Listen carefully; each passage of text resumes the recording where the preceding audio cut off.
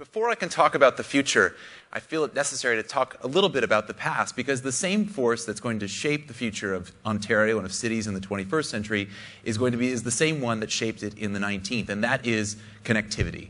And so in the 19th century, that connectivity took the form of the Southern Pacific Railroad, which carried the first wave of settlers to the model colony, brought the Chaffee brothers here, created the first orange groves, and began shaping what would become Ontario and the Inland Empire. And then 70 years later, it was the creation of the freeway system across Southern California, the regional connectivity, that led to the real estate dynamics of drive until you qualify, and ultimately to the distribution centers that sustain the whole region until this day.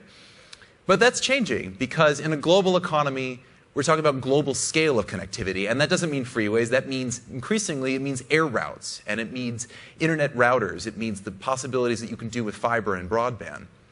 And I particularly want to focus on air travel, and have studied it, because I think if you want to proxy for globalization, if you want to know what we talk about when we talk about globalization, you can't do worse than air travel, or you can't do a better job, I'm sorry, than air travel. Air freight, for example, has mirrored the whole rise in global goods. A third of all the value of the goods traded in the world across international borders, all of our iPhones, all of our computers, our drugs, all of the lightweight things that we imbue with our best ideas go by air, and they comprise less than 1% of the weight. And the same is true of people, too. If you want to see a metric that can show the inexorable, unstoppable growth of people traveling farther, further, faster than ever before, you can't do better than air travel, because despite wars and despite epidemics and despite financial crises and despite a price of oil that has gone from $30 a barrel 10 years ago to almost $100 a barrel today, you still have more people who are flying than ever before. And this is particularly true for the kind of workers and people that would want to attract to Ontario. In my studies, I found that basically the presence of a large air hub, like Denver's or Dallas's or Atlanta's, attracts on average 20,000 more technology workers than you'd have otherwise, the equivalent of having a Yahoo or a Google in your city than if you hadn't had that. And Richard Florida, the guru of the creative class, the sociologist, published a paper last year in which he referenced the fact that when you actually check the factors around air travel in cities, cities with air hubs have a wealthier population, higher productivity, faster growing workforces, and better human capital. The connectivity offered by air travel is one of the most important things a city can have. Which is why this chart is actually a bit deceptive, because you get the impression from looking at this that there is a rising tide lifting all boats, or in this case a tailwind that is pushing everyone through the jet stream, when in fact the opposite is true.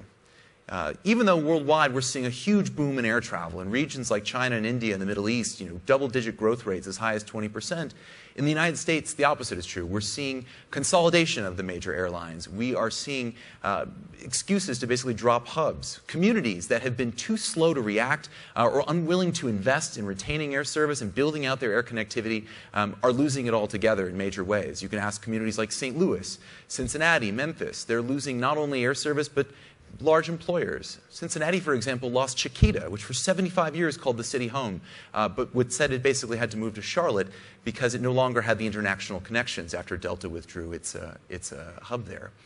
And so, we're basically seeing that you either have a choice. You can either choose to invest in this level of connectivity, or you can sort of squander the opportunity and lose it, which is my opportunity to say, free Ontario.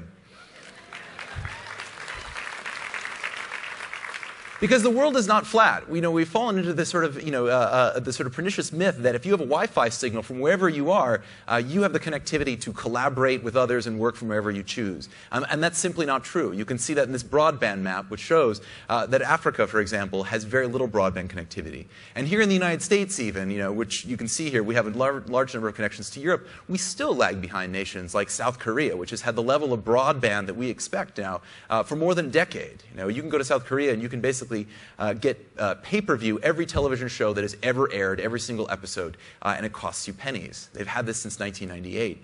And despite President Obama's promises that we're going to wire up the country, we're never going to see at this rate the sort of federal investment in broadband. We're seeing it at communities level. You're seeing cities are literally falling all over themselves to attract Google Fiber to their cities. Kansas City was the winner. And more to the point, more importantly, you're seeing some cities, the most wise ones like Chattanooga, are investing in their own high-speed broadband networks. Chattanooga spent $250 million in stimulus money and bonds to build a gigabit Ethernet network for all 170,000 citizens, which has led it to becoming a job attractor and a company magnet. And they're even calling it Silicon Hollow. So this is the sort of connectivity matters. You can still see that if you have enough bandwidth and enough connectivity, you can attract more companies than the rest, even to a city that's sort of nestled in the Appalachian foothills. So to paraphrase William Gibson, the science fiction author, who famously said, the future is here, it's just not evenly distributed. The connectivity is here as well, and it's not evenly distributed. And those who have it are likely to keep on building it. Them that's got will get, as they say, Matthew's Law.